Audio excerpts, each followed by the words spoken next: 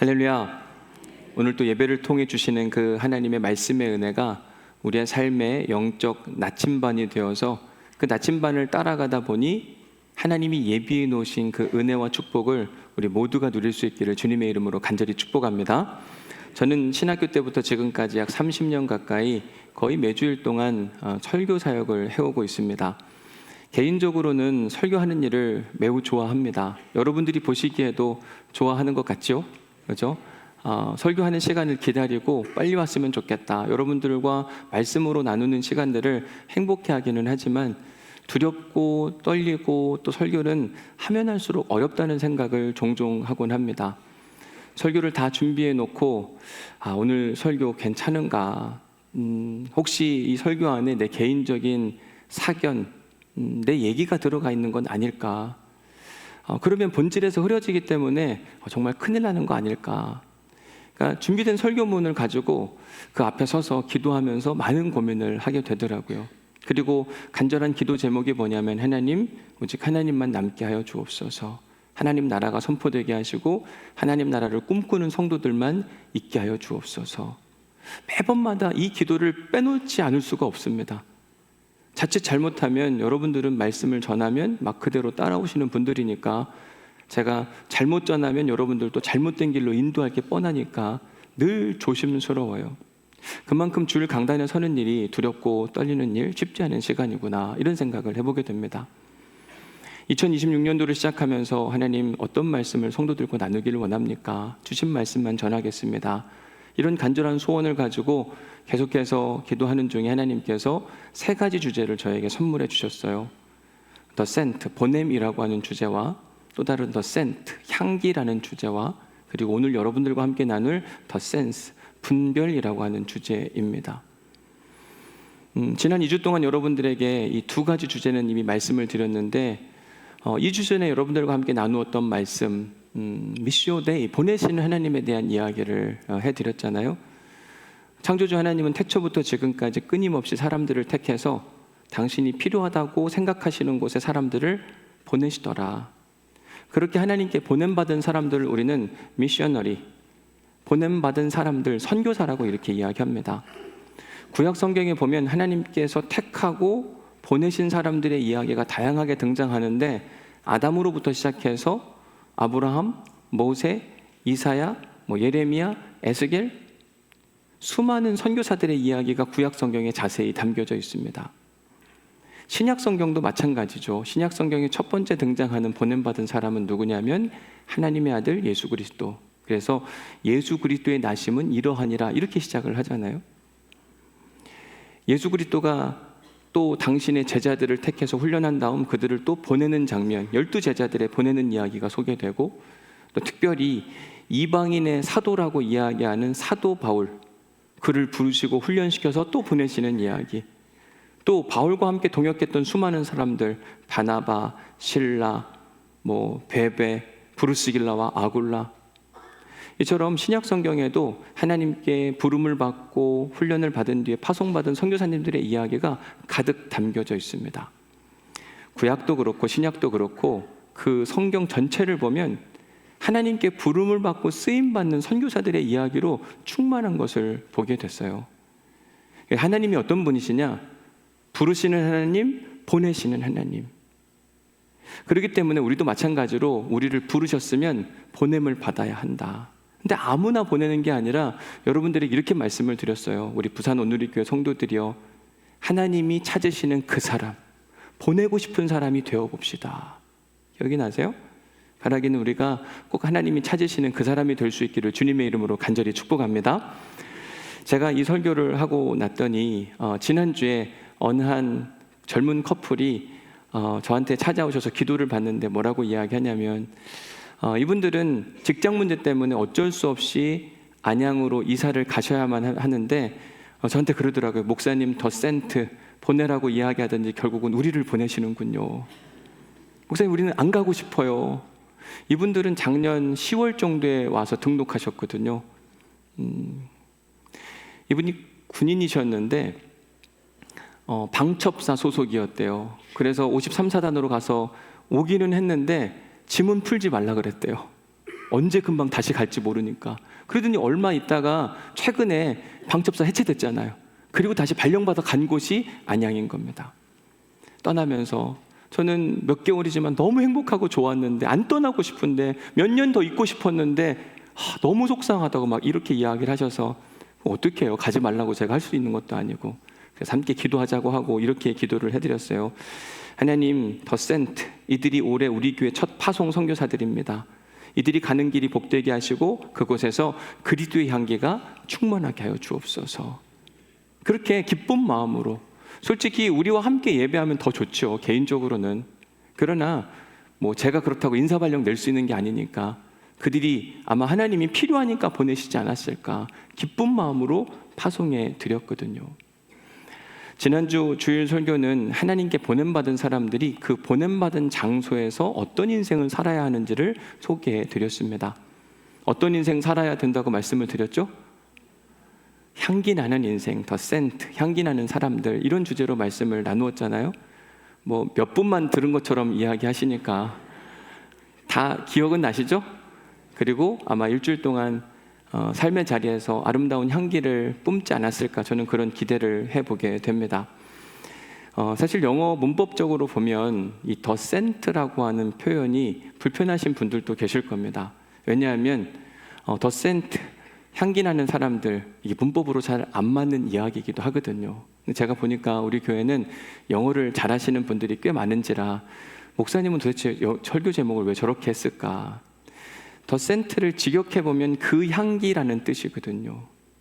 그래서 향기 나는 사람들 그러면 더 센트 다음에 뭐 또 다른 명사가 와야 돼요. people이 오든지 once가 오든지 해야 됩니다. 아니면 fragrance bearers라고 해서 향기를 막 내뿜는 사람, 뭐 이렇게 해야 되는데, 제가 이렇게 막 길게 하기는 뭐하고, 그래서 제가 그냥 만들어낸 표현이에요. 아주 함축적인 표현으로 더 센트, 향기 나는 사람들, 이걸 소위 의역이라고 이야기하잖아요. 본래 의미에서 확장된 이야기. 그래서 어느 때는 설교 제목이 굉장히 불편한 분들이 계시고, 또 목사님 미국에서 공부도 하고 왔다느니 다 거짓말 아닌가, 이렇게 염려하실 분들이 계실까 봐 조심스러워서 여러분들에게 안내해드리고, 그리고 오늘 설교 제목도 특별해서 제가 여러분들에게 미리 이렇게 얘기를 하는 거예요. 자, 보세요. 오늘 설교 제목 뭐라고 되어 있나요? 더 센스. 누가 간첩질 하나. 설교 제목을 이렇게 정하는지 모르겠어요. 그죠? 어떤 분들은 저한테 그러더라고요. 목사님, 제발 은혜스러운 설교 제목 좀 정해달라. 알지만 오늘 설교를 들어보시면 왜 이렇게 설교 제목을 정했는지를 정확히 알 것 같아요. 2부 예배를 마치고 났더니 어느 분이 저한테 그러더라고요. 목사님, 제 가슴에 총알을 맞은 것 같습니다. 이러더라고요. 제가 간첩이셨어요. 제가 그랬거든요. 자, 우선 더 센스라고 하는 표현도 직역해보면 뭐 그 감각, 그 느낌, 그 분별력, 이런 정도밖에 안 됩니다. 그런데 이걸 의역해보면 이런 거예요. 하나님께서 우리에게 믿음이라고 하는 특별한 영적 감각을 주셨는데, 더 센스, 그것을 통해서 우리는 세상에 하나님 나라를 알려야 될 책임과 의무가 있다. 이게 너무 길잖아요. 그래서 그걸 응축해서 더 센스라고 하는 표현으로 이렇게 한 문장으로 만들어낸 겁니다.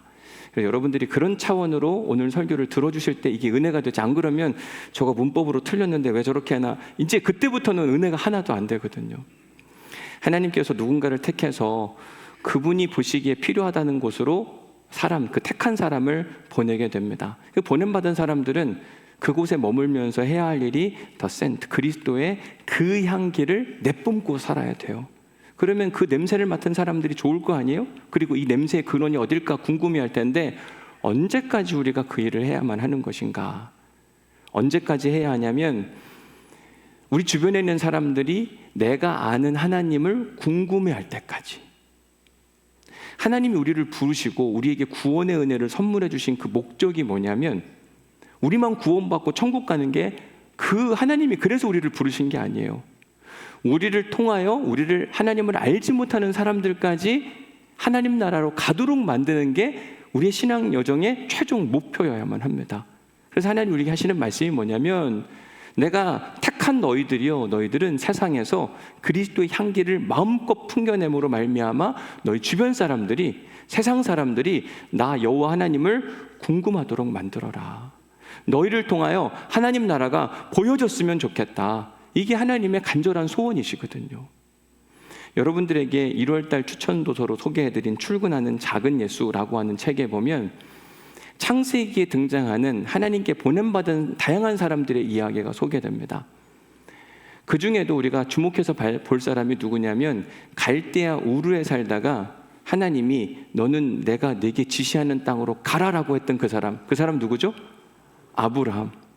아브라함에게 갈대아 우르에 살고 있는데 너 여기 살면 안 돼. 너가 원하는 곳으로 가면 안 되고 내가 너에게 지시하는 땅으로 가. 그 땅이 어디였냐면 가나안 땅이었어요. 그래서 이 아브라함이 그 말씀에 순종함으로 자기 고향을 떠나서 가나안 땅에 도착해서 삶을 이어가는데 가나안 사람들이 그를 어떻게 칭찬하는가 보십시오. 21장 22절 말씀이에요. 같이 읽습니다. 시작. 그때에 아비멜렉과 그 군대 장관 비골이 아브라함에게 말하여 이르되 내가 무슨 일을 하든지 하나님이 너와 함께 계시도다. 그 지역의 리더 역할을 하던 아비멜렉과 또 그를 도와서 군대 장관 역할을 하던 비골이 아브라함을 찾아와서 하는 이야기가 내가 당신을 보니 당신이 무슨 일을 하든지 당신의 하나님 여호와 하나님께서 함께 하시는데 너무 특별하더라. 너무 귀하더라. 그래서 지금 21장에서 무슨 얘기를 하고 싶은 거냐면 우리와 언약을 맺자. 내가 당신과 잘못된 관계를 맺었다가는 큰 문제를 당할 것 같으니까 지금 여기서 보증서를 써달라. 우리를 절대로 해치지 않겠다고. 이 부탁을 하러 지금 아비멜렉과 군대 장관 비골이 찾아왔어요. 지금 이방인들이 아브라함의 삶을 통해 아브라함과 함께 하시는 하나님을 봤답니다. 놀라운 일 아니에요? 어떻게 이방인이 아브라함을 통해서 하나님을 보나? 이건 사실은 놀라운 일이 아니라 당연히 그렇게 해야 할 일. 왜냐하면 보냄받은 사람에게는 하나님의 형상이 고스란히 살아있어요. 그래서 그 사람을 통해서 사람들이 하나님이 진짜 계시는구나 그렇게 다 고백할 수 있다니까. 여러분들도 다 그렇게 하고 사시잖아요. 그렇죠? 여러분 보면 뭐 다 하나님 보인다고 그러지 않으세요? 전혀 아니에요. 여러분 아브라함만 그런 게 아니라 아브라함의 아들 누구죠? 이삭도 그렇고 그의 손자 야곱도 그렇고 그의 증손자 요셉도 그렇고 하나님께 부름을 받고 보냄받은 사람들, 그들이 한결같이 주변 이웃 사람들에게 오 당신 보니까 하나님이 계시네 이런 칭찬을 듣더라고요. 창세기 26장 28절 말씀에 보니까 그들이 이르되, 여기서 말하는 그들이 누구냐면 아브라함에게 찾아왔던 아비멜렉과 비골이라고 하는 사람. 26장에 보면 한 명의 이름, 아비멜렉의 친구를 또 데리고 왔나 봐요. 3명이 찾아와서 뭐라고 이야기하냐면 여호와께서 너와 함께 계심을 우리가 그냥 본 것도 아니에요. 어떻게 봤어요? 똑똑히 봤다고 이야기합니다. 확실히 봤다고 이야기를 해요. 야곱도 그가 삼촌 라반의 집에 가서 함께 일을 하는데 너무 특별하고 잘하니까 라반이 야곱에게 칭찬합니다. 라반이 야곱에게 이르되 여호와께서 너로 말미암아 내게 주신 복을 내가 깨달았대요. 이상하게 야곱이 온 뒤로 자기의 기업이 잘 되는 거예요. 도대체 무슨 이유일까? 곰곰이 야곱을 살펴보니까 야곱과 함께 하신 하나님이 축복해 주므로 지금 야곱이 라반, 삼촌 라반의 집에서 일을 도와주고 있잖아요. 라반 가정 자체가 잘 되는 모습을 보니까 아, 야곱과 함께 하신 하나님이 보이더라. 아브라함의 증손이었던 요셉은 이런 이야기를 더 자주 들어요. 요셉이 형들에 의해서 애굽에 팔려가게 되고 군대 장관 보디발 거기에 종으로 다시 팔려가잖아요. 근데 보디발이 뭐라고 이야기하냐면 그의 주인이 보디발이 요셉에게 하는 말이 여호와께서 요셉 당신과 함께 하심을 내가 봤다고 이야기를 해요. 여러분 사람을 통해 하나님이 보인다니까요. 옆에 있는 사람 한번 보실래요? 보이나 안 보이나? 하나님 보입니까 안 보입니까? 보여야 돼요. 보여야 돼요. 얘기하세요. 나 때문에 안 보이냐고. 보여요 안 보여요? 요셉이 이런 이야기를 또 듣습니다. 간수장, 그가 억울하게 감옥에 갇히는데 간수장이 하는 이야기가 뭐냐면 여호와께서 요셉과 함께 하심을 또 보았다고 이야기를 해요. 여러분, 하나님은 감옥 안 갈 것 같으시잖아요. 그죠? 하나님이 감옥에 왜 가나? 근데 하나님이 감옥에도 계시더라고요. 곳곳에 다 계시는 겁니다. 요셉과 함께 하신 하나님을 간수장이 봐서 요셉의 인생을 새롭게 만들어줘요. 애굽의 바로 왕이 자기에게 찾아온 큰 어려움을 해결하고자 했을 때 사람을 세워야 되는데 누구를 세울 것이냐?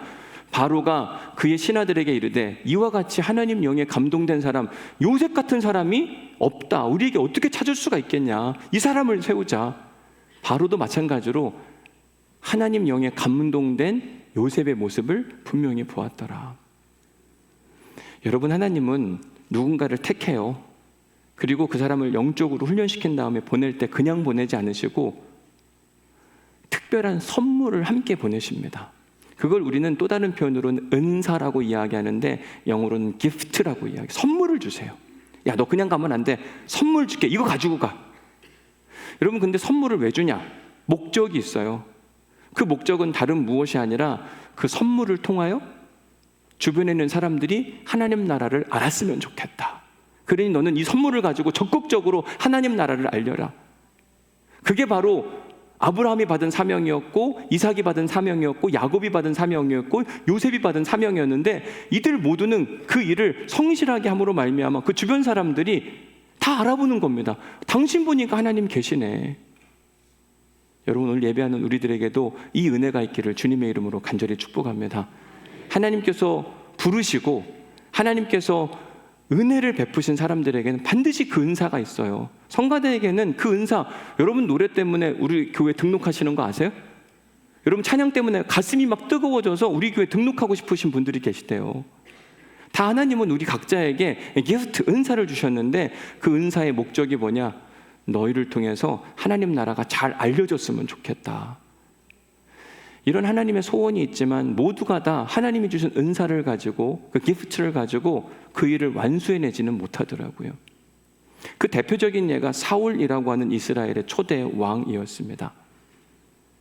그는 분명히 하나님이 그 베냐민 지파, 별거 아닌 것 같은 그 지파 가운데 불러냈어요. 그리고 그에게 이스라엘의 첫 번째 왕이 되라고 기름도 부어줬습니다. 그리고 그에게는 어떤 특별한 은사, 기프트를 줬냐면 리더십, 전쟁에 나가서 싸우면 이길 수 있는 그 용맹스러움을 선물해 줬습니다. 그리고 백성들에게 보내서 너는 이스라엘의 리더가 되라. 자, 그러면 사울이 가장 먼저 했어야 될 일이 무엇이냐면 자기에게 주어진 그 은사를 가지고 하나님 나라 냄새를 막 풍겼어야 되는데 그 일을 하지 못했어요. 왜 못했는가 잘 보십시오. 사무엘상 15장 11절 말씀에 보니까 그가 돌이켜서, 그가 누구냐면 사울 왕이에요. 하나님을 잘 따라가고 있다가 확 돌이켜가지고 자기가 원하는 것, 자기가 기뻐하는 일을 막 하게 되는 겁니다. 하나님을 따라갈 때 하나님의 냄새가 나는데 어느 순간 확 돌려가지고 자기가 원하는 일을 하니까 자기 인간적인 냄새. 그러니까 그가 하는 일이 뭔지 아세요? 12절에 이렇게 이야기해요. 전쟁에서 싸우고 돌아왔어요. 그때 사울이 갈멜레이로 뭘 만들었어요? 기념비. 누구를 위하여? 이 전쟁 누가 승리하게 한 거냐? 나 사울이라, 나를 기억하라고 이야기합니다. 백성들은 억울한 거죠. 혼자 나가서 싸웠냐고요. 우리가 한 건데 자기가 했다고 이야기하고. 아니, 그 전쟁 뒤에서 계신 분은 누구예요? 하나님이 하셨다고 해야 되는데 자기를 막 드러내니까 이게 너무 속상하고 화가 난 거예요. 백성들이 싫은 거죠. 인간적인 냄새가 가득 나는 사람이 누구였냐면 사울 왕. 그런 그가 너무 화가 나는 일이 있었어요.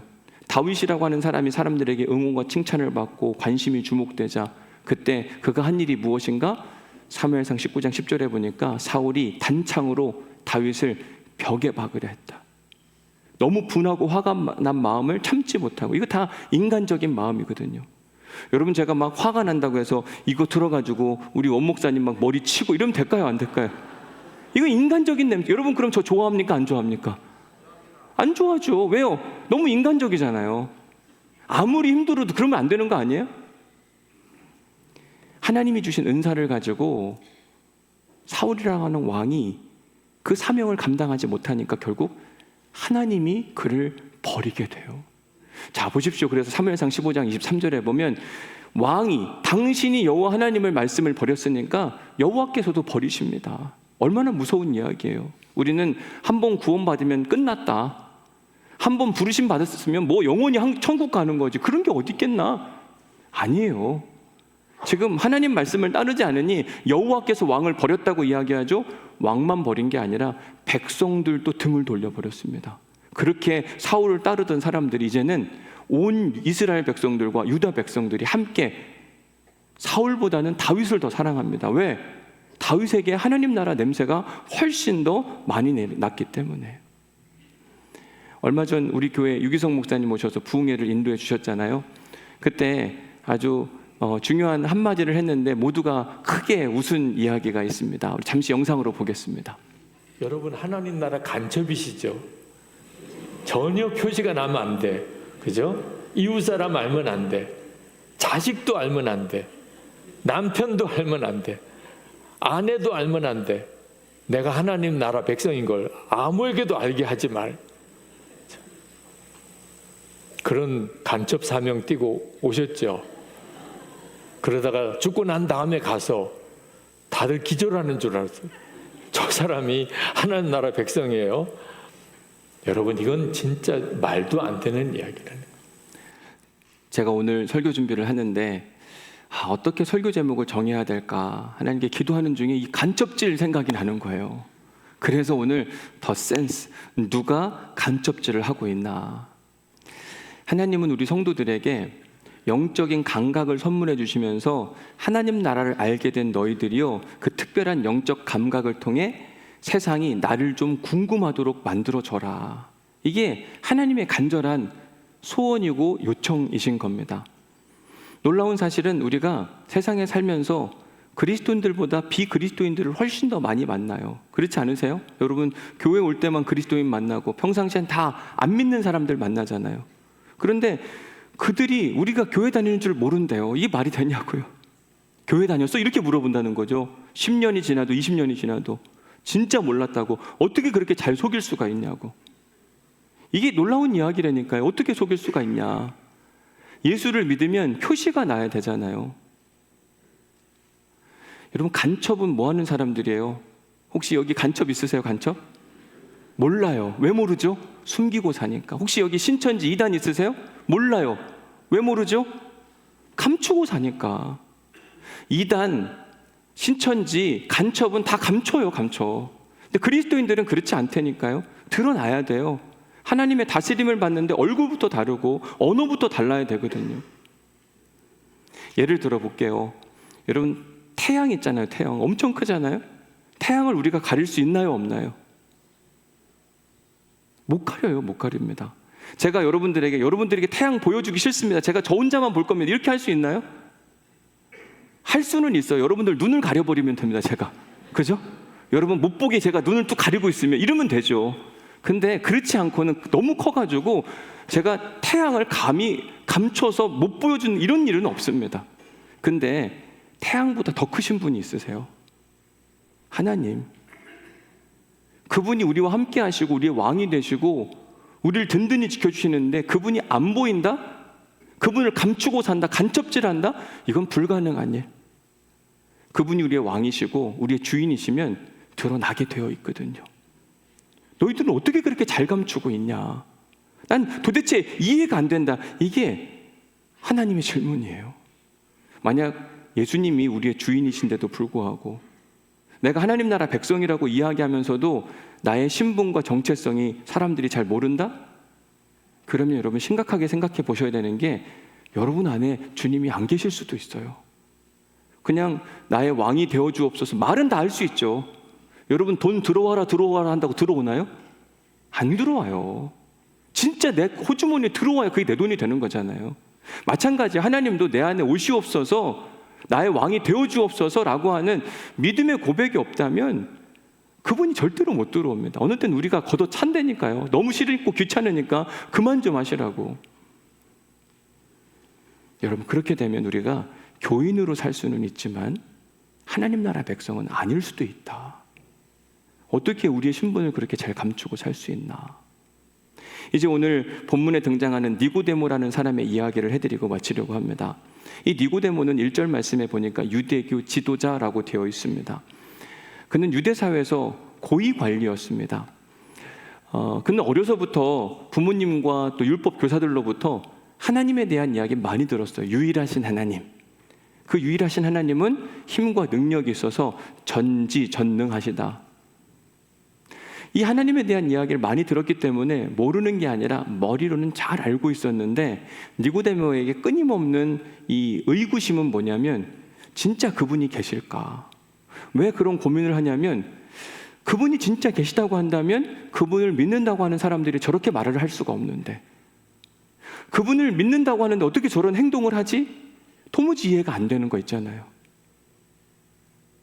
저분이 틀렸든지 하나님이 안 계시든지. 유대 사회에서 고위 관리라 하면 유대교는 전체가 다 하나님을 믿는 공동체니까 그냥 하나님을 믿는다고 말은 하는데 도무지 믿어지지 않는 그 상황이 계속 연출되는 거죠. 이 마음에 큰 짐, 풀리지 않는 숙제를 가지고 있었던 이 니고데모. 어느 날 이 니고데모에게 큰 충격적인 한 사실이 다가오게 되는데, 저 갈릴리 나사렛 사람이 이 갈릴리 일대로 돌아다니면서 회개하라, 천국이 가까이 왔느니라, 이 메시지를 전하는데 너무 신선하고 좋았어요. 그가 선포하는 하나님 나라가 너무 귀했고, 예수님은 그가 선포한 대로 사는 겁니다. 이게 더 놀라운 거죠. 지금까지 자기가 봐왔던 부모님, 율법 교사들, 하나님을 믿는다고 하는 수많은 사람들이 말은 정말 그럴듯하게 하는데 그렇게 안 사는 거예요. 근데 예수님은 자기가 한 말대로 고스란히 사시는 겁니다. 게다가 예수님에게는 특별한 능력이 있는데, 안진뱅이를 이렇게 세우시고 눈먼 자를 눈뜨게 하시고 말 못하는 자를 말하게 하시며 평생 자기 몸을 팔던 여인에게 새로운 삶을 선물하시는 그 모습, 이분은 진짜 특별하고 내가 만나고 싶어했던 그분이다. 그분을 만나고 싶다. 마음에 소원이 생겼는데 제한사항은 뭐냐면 자기가 유대사회 권력층에 있는 겁니다. 근데 대부분의 유대사회 권력층들은 예수님을 싫어했어요. 내가 근데 예수님을 만난다면 자기의 이 지위에 큰 문제가 생길 것 같은 거죠. 마음에 갈등이 생기는 겁니다. 이렇게 할까 저렇게 할까. 근데요, 예수님을 만나고 싶은 마음이 훨씬 더 커지자 2절의 사건이 일어나는 겁니다. 2절 말씀 같이 한번 읽어볼까요? 시작. 그가 밤에 예수께 와서 이르되 랍비여, 우리가 당신은 하나님께로부터 오신 선생인 줄 아나이다. 하나님이 함께 하시지 아니하시면 당신이 행하시는 이 표적을 아무도 할 수 없음이니이다. 니고데모가 밤에 예수님을 찾아간 겁니다. 이 밤은 누쿠티라고 하는 표현을 사용하는데, 이 누쿠티는 깜깜한 칠흑 같은 밤, 한 치 앞도 보이지 않는 밤을 이야기합니다. 여러분, 왜 니고데모가 그때 찾아갔을까요? 계속 고민하는데 이 고민이 해결되지 않고, 그러나 예수님은 만나고 싶고, 이 만나고 싶은 마음이 증폭되어서 나는 가면 안 된다고 하는 걸 알고 있었지만 이미 자기 몸이 따라가고 있는 거예요. 어쩌면 니고데모의 영적 상태, 뭔가 캄캄해서 빛을 보고 싶은 간절한 마음, 근데 그게 누구였냐면 예수님이었어요. 가서 뭐라고 이야기하는가 보십시오. 우리가 당신 하나님께로부터 온 선생님인 줄을 알았나이다. 당신이 하는 말과 행동, 그리고 일으키는 수많은 표적들을 보니까 하나님이 함께 하시지 않으면 그런 일을 어떻게 합니까? 맞죠? 확인하는 작업을 하는 겁니다. 니고데모는 예수님을 통해서 하나님 나라 냄새를 맡았어요. 그 냄새를 따라가서 예수님께 하나님이 무엇인지, 영생이 무엇인지를 궁금해서 계속 묻는 겁니다. 사랑하는 성도 여러분, 이 더 센스라고 이야기하는 것, 하나님께서는 사랑하는 성도들을 이렇게 부르잖아요. 그리고 그들에게 특별한 영적인 감각을 선물하신다고 그랬는데, 저는 이걸 또 다른 표현으로는 믿음이라고 정의해 드리고 싶어요. 믿음 있는 사람이 하나님을 알고 하나님 나라를 사모하거든요. 근데 이 믿음에는 진짜 믿음과 가짜 믿음이 있어요. 이 둘을 그럼 어떻게 구분할 수 있는가? 진짜 믿음을 가진 사람들은 냄새가 나요. 하나님 나라 냄새. 예수님처럼 한밤중에로 찾아가서 만나고 싶은 사람, 다 여러분들이 그런 사람들이죠, 그렇죠? 주변 사람들이 막 한밤중에 전화해서 나 구원받고 싶은데 어떻게 하면 되냐 이렇게 물어보지 않으세요? 이러면 진짜 믿음인 거예요. 아브라함도 이삭도 요셉도 야곱도 다 찾아가서 당신이 하나님 나라 백성인 걸 내가 알았다고 이야기해요. 하나님 나라 냄새가 나면은요, 찾아오게 되어 있어요. 굳이 여러분들이 막 끌어오려고 하지 않아도 찾아온다니까요. 나 좀 데려가라고 이야기하기도 하고. 가짜 믿음은 냄새가 별론가 봐요. 안 만나고 싶어 합니다. 저기서 보면 막 돌아가요, 막. 여러분 주변에 여러분들을 찾아오는 사람이 한 사람도 없다 그러면 가짜라고 생각하시면 돼요. 목사님 저를 찾아오는 사람이 있습니다. 직업과 관련해서 말고요. 주식 물어보고 부동산 물어보고 자녀 문제 이런 거 상담하려고가 아니라 구원의 문제를 물어보기 위해서 찾아오는 사람이 있다면 여러분들은 진짜 믿음을 가진 거예요. 여러분 안에 냄새가 나는 거라니까요. 좋은 냄새, 믿음의 냄새, 하나님 나라 냄새. 과연 내 안에 그 냄새가 나고 있는가? 믿음이 있다고 하는 너희들이요, 너희들에게 왜 하나님 나라 냄새가 나지 않느냐? 어찌 너희 주변에 있는 사람들이 너희들이 교회를 다니는 걸 모르고 너희들이 그렇게 사모하는 하나님 나라를 사모하지 않는단 말이냐? 너희들 지금 혹시 간첩질하고 있는 거 아니냐? 이게 하나님께서 오늘 우리에게 말씀을 통해 심각하게 묻고 있는 겁니다. 여러분, 간첩은 아니시죠? 그죠? 어떻게 우리가 잘 감추고 사나? 왜 잘 감추지? 잘 고민해 보셔야 돼요. 출근하는 작은 예수라고 하는 이 책에 보면 거의 끝부분에 이런 이야기가 나옵니다. 하나님 나라의 시민은 이 세상에서 하나님 나라를 홍보할 필요가 있습니다. 저는 괄호하고 제 이야기에 책임이 있다고 써놨거든요. 우리가 하나님 나라 시민이고 하나님 나라 백성이라고 한다면 하나님 나라를 홍보하는 건 당연한 일이라고 하는 거죠. 내가 근데 왜 홍보를 안 하나? 여러분 부끄러우세요? 하나님 나라가? 아니잖아요. 어쩌면 우리 마음 가운데 아직 확신이 없어서일 수도 있어요. 잘 기억하십시오. 우리는 하나님 나라의 간첩이 아니에요. 그죠? 우리는 하나님 나라의 대사로 파송받은 사람들입니다. 그러니 여러분 우리의 신분을 감추지 마시고 드러나야 되죠. 하나님 나라 대사는 뭐 하는 사람들이냐? 이 책에서 3가지로 정리해 드려요. 이 책을 꼭 여러분 읽으시면 좋겠다고 제가 거듭 권면해 드리는 거예요. 첫 번째, 하나님 나라를 대표하는 대사는 그 나라의 왕 되신 예수 그리스도를 대리합니다. 여러분, 대사라고 하는 건 대표한다. 만약에 일본에 우리 대사가 보내졌으면 그 대사는 우리나라를 대표하기 때문에 격을 갖춰서 대사를 대우하잖아요. 마찬가지예요. 우리는 대사예요. 여러분 한번 선포해 볼까요? 나는 간첩이 아니라 대사입니다. 네. 그러면 여러분들이 하는 말이 곧 하나님의 말이 되어야 돼요. 근데 막 하나님의 말을 하는 사람이 욕해요, 욕해. 그럼 하나님 뭐 하시는 분이에요? 욕하신 하나님 되는 거예요. 아니, 하나님을 믿는데 거짓말해요. 속여요. 그럼 그 하나님은 그분의 하나님은 어떤 하나님이에요? 속이는 하나님, 거짓말하는 하나님. 잘 기억하세요. 나는 하나님을 대표한다. 이게 대사의 특징입니다. 두 번째, 하나님 나라 대사의 가장 중요한 역할 중 하나는 두 나라 사이의 관계를 조정해 줍니다. 만약에 우리하고 중국하고 외교적인 문제가 생기면 뭐 나라가 직접 나서서 할 때도 있지만 제일 먼저 하는 게 누가 하냐면 그곳에 파견된 대사가 중재 역할을 하는 겁니다. 마찬가지로 우리도 하나님께 파송을 받았으면 믿지 않는 사람들과 하나님과에게 뭔가 문제가 생겼다. 그럼 우리가 해야 할 일이 무엇이냐면 적극적으로 나서서 그게 아니라 하나님은 이런 분이시라고. 나를 보면 모르겠냐고. 널 보니까 진짜 모르겠다. 이러면 문제가 되는 거죠. 너하고는 얘기도 하고 싶지 않다. 이게 문제라니까요. 이 간첩 같은 거 이러면 문제인 겁니다. 우리가 중재 역할을 해야 되는 겁니다. 세 번째, 하나님 나라의 대사는 기회가 주어질 때마다 세상에 하나님을 알려야 합니다. 여러분, 대사로 파송된 사람이 뭐 아프리카에 한국 대사로 파송됐으면 그때부터 하는 일이 무엇이냐면 한국 문화 알리고 정치 알리고 한국 사회를 얘기해야죠. 여러분, 대사가 막 집에만 가만히 있습니까? 그러다가 다시 복귀해요?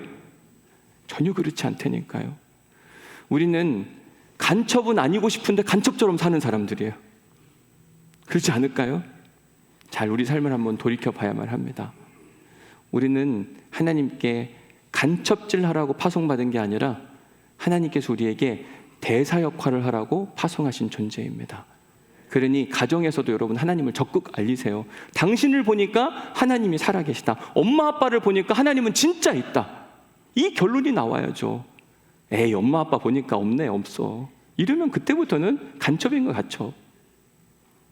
직장에서도 교회에서도 주변에 믿지 않는 사람들을 만나도 여러분 때문에 하나님이 있는 것 같다, 확실한 증명을 받는 그 은혜의 사람들이 될 수 있기를 간절히 축복합니다. 그래야 하나님 나라 백성이 되는 거예요. 나는 예수 믿는다, 천국 간다, 이건 자기 확신이에요. 하나님이 인정하시는 믿음, 다른 사람들이 당신을 보니까 하나님을 보았다, 이러면 여러분 우리는 진짜라니까요. 한밤중에라도 우리를 찾아와서 나 진짜 기도하고 싶은데 기도가 안 돼, 기도 좀 대신 해줘. 그럼 여러분 진짜 믿음이라니까요. 나의 믿음이 진짜인가 아닌가 꼭 점검해 보시고, 우리 중에 어느 누구도 간첩은 한 사람도 없고 다 하나님 나라의 대사로 사는 은혜가 있기를 간절히 축복합니다.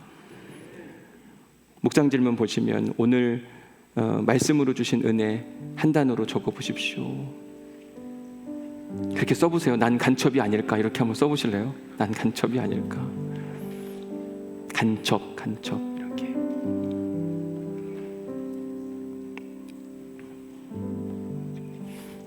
오늘 우리가 부를 찬양이 뭐냐면 찬송가 502장 빛의 사자들이거든요. 우리는 빛의 사자가 돼야 되는데 어느 때 보면 어둠의 사자, 깜깜하게 만드는 사람이 될 때가 있어요. 빛의 사자. 묵상 질문 2번에 보면 당신 주변 사람들에게 당신이 주변 사람들에게 하나님 나라 백성임이 들키지 않는 이유가 뭘까요? 뭐 때문인 것 같으세요? 우리가 말을 안 하든지 우리가 하는 짓과 말과 행동을 보면 저 사람은 진짜 교회 안 다닐 거야. 어떻게 저 사람이 교회를 다녀? 근데 우리 교회 와서 만났어요. 이게 놀라운 일 아닐까요? 그죠?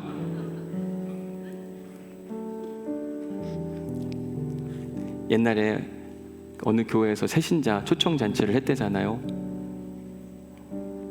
그런데 어떤 분이 전도를 했는데 어디서 전도해 왔냐면 이 유흥업소에서 일하시는 여성분을 전도해서 왔대잖아요. 왔는데 입구에서 어느 장로님 보고 오, 고객님 여기 계시냐고 그랬대잖아요. 여러분 진짜 조심해야 된다니까요. 고객님이 웬 말이에요. 간첩질 한 거죠. 간첩질. 절대 들키면 안 된다, 교회 다니는 거. 여러분 그 묵상 질문 여기 밑에 보면 QR코드 있잖아요. 이 QR코드를 찍으면 이제 좀 더 확장된 질문들이 많이 나오고 그날 설교를 좀 정리해 놓은 내용들도 분명히 있는데 한번 꼭 해보세요. 생각할 말씀 1번에 가서 보면 이렇게 제가 정리해 놨어요. 우리는 믿음이 좋다는 말 뒤에는 교회 봉사, 헌금, 기도 시간 등으로 평가하곤 합니다. 그런데 오늘 설교를 보니까 아브라함, 이삭, 야곱, 요셉의 믿음을 어떻게 평가하는가? 주변 사람들이 그들을 통해 하나님을 알아봤다는 것으로 증명했습니다.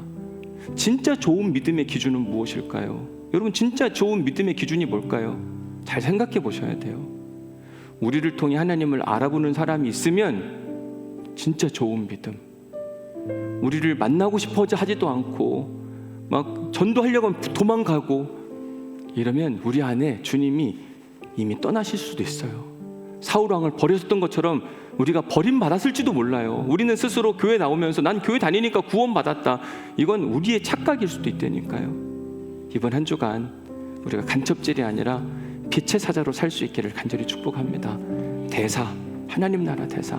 말을 해도 어떤 일을 처리하더라도 죽게 하듯 하고, 그러면 우리를 통해 하나님이 보이거든요. 우리 찬송가 502장 우리 힘차게 우리 다 함께 자리에서 일어나셔서 박수 치면서 빛의 사자가 되기를 소망하는 마음으로 우리 함께 찬양하겠습니다.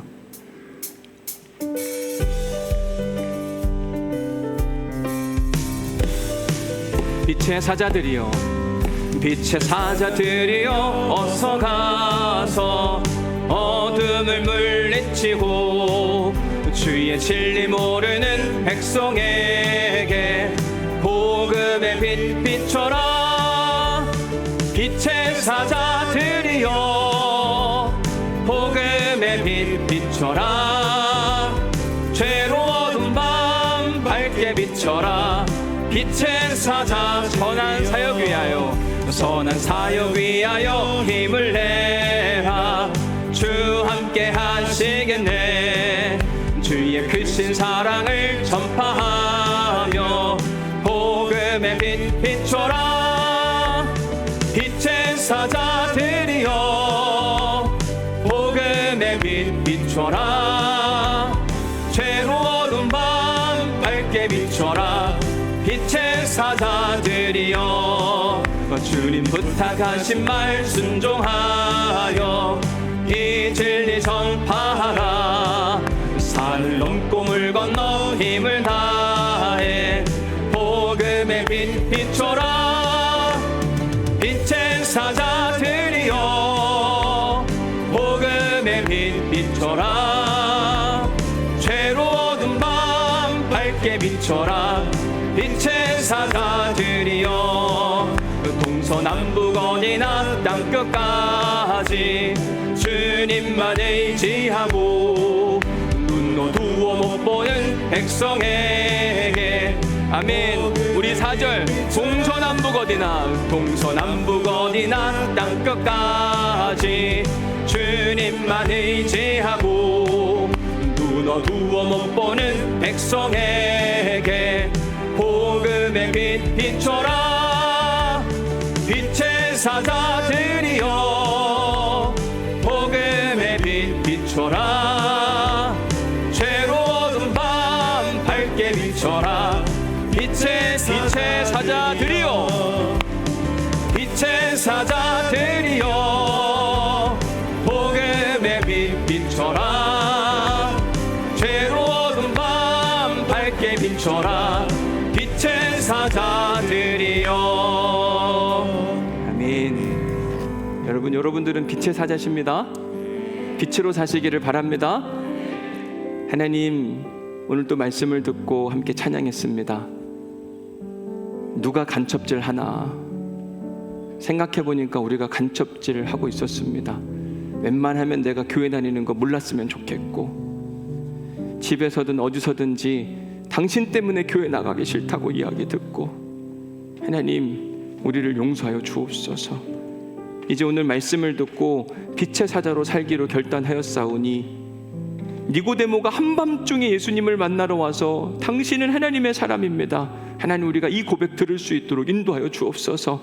나 스스로 나는 천국 백성이다 스스로 외치지 않게 하여 주옵시고, 아브라함이 들었던 그 고백, 야곱과 이삭과 요셉, 예수님이 들었던 그 고백이 우리의 고백이 될 수 있도록 인도하여 주옵소서.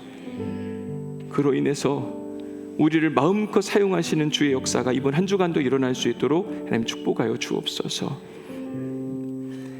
이제는 우리 주 예수 그리스도의 은혜와 아버지 하나님의 극진하신 사랑과 성령님의 감동, 감화, 역사, 교통, 위로 충만하심이 이제 오늘 말씀을 듣고 간첩질하던 인생에서 빛의 사자로 하나님의 대사로 살기로 결단한 우리 사랑하는 성도들에게 한밤중에 찾아와 당신에게 구원을 묻고 싶습니다, 하나님에 대해 알고 싶습니다, 이렇게 물어보는 역사가 우리에게 반드시 일어나기를 간절히 축원하옵나이다. 아멘.